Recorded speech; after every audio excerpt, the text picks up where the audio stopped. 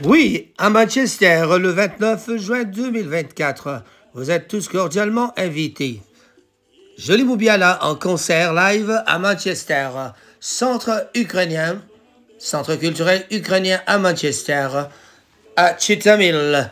Hey! Yo mwana Congo, topé mwana ya Cameroun, Nigeria topé bikolo bisu Côte d'Ivoire, Togo, Ozanga ponanini balobia, Yaka osepela na mindule ya Jolie Moubiala. Jolie Moubiala baki amen. Azali bongo kobengisa bino banso pona koyoka mindule oyo babombeli biso.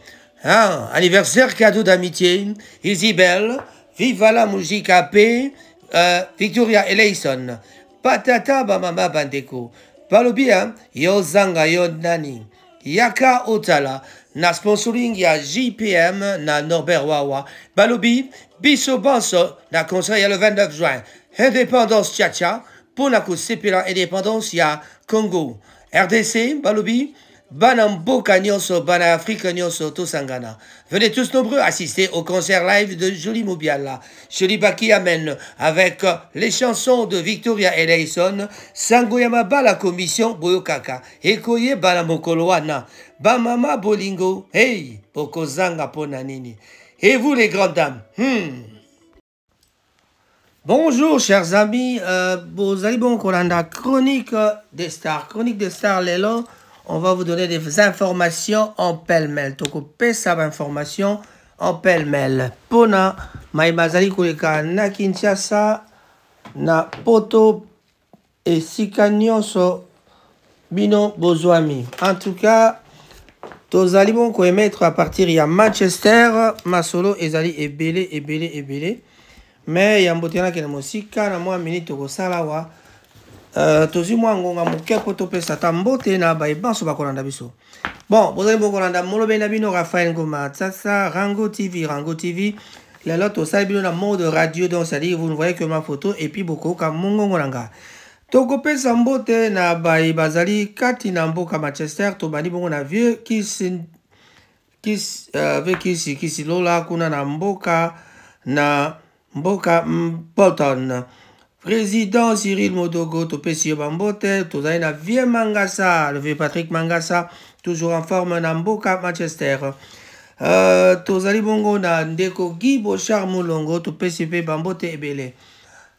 Blaise Simbu Monta, que je salue aussi, Roko Mbote na Yangwana, Hippolyte Makela, Papi Moussongo, prix Nobel, en tout cas, Trésor Koko, le grand concessionnaire Bambote na ope yango wana bande ko babolingo na sibino tokobo sanate ko pesa mbote na ndeko lokola edo coiffure mazini petolandi pa yazali kunana Newton if bambote na yo et pa yazali Firmin Bondo le garçon anglais topesi mbote mingi esika ko le nzela kanisa kabiso pesa kape mbote.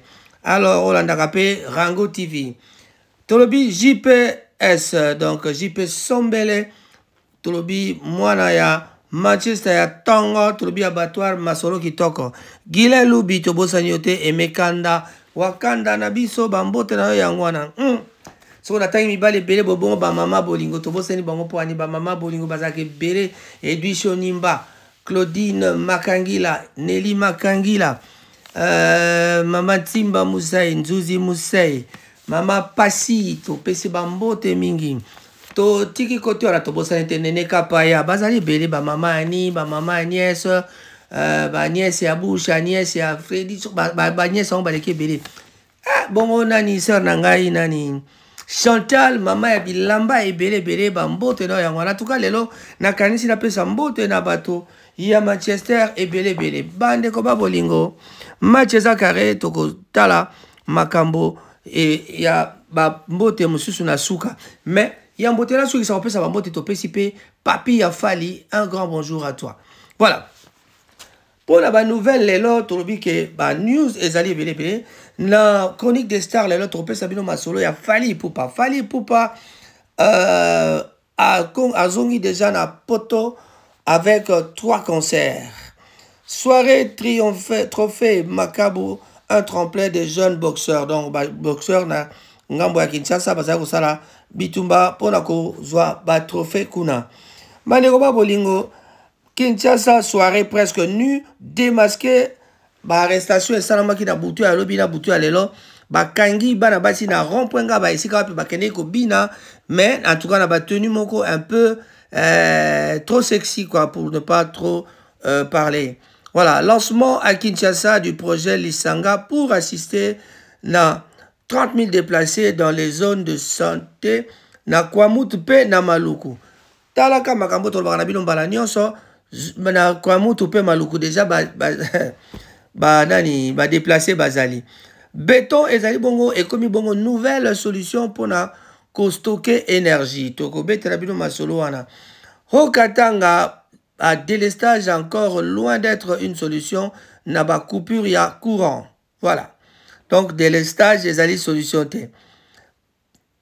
Kinshasa Félix Tshisekedi a lancé bongo ba travaux ya construction ya route périphérique pour désengorger ba artère ya centre, c'est-à-dire pour créer ba nzela oyo mosusu bazo sala nzela moko ya train to petra mais ko bana koleka côté à ville pe ko kenda ti na aéroport wana yali ba œuvre oyo gouvernement bandi na yango mbala oyo donc ça bilo keleka. Voilà tout ce qui voilà pour la première partie. Merci.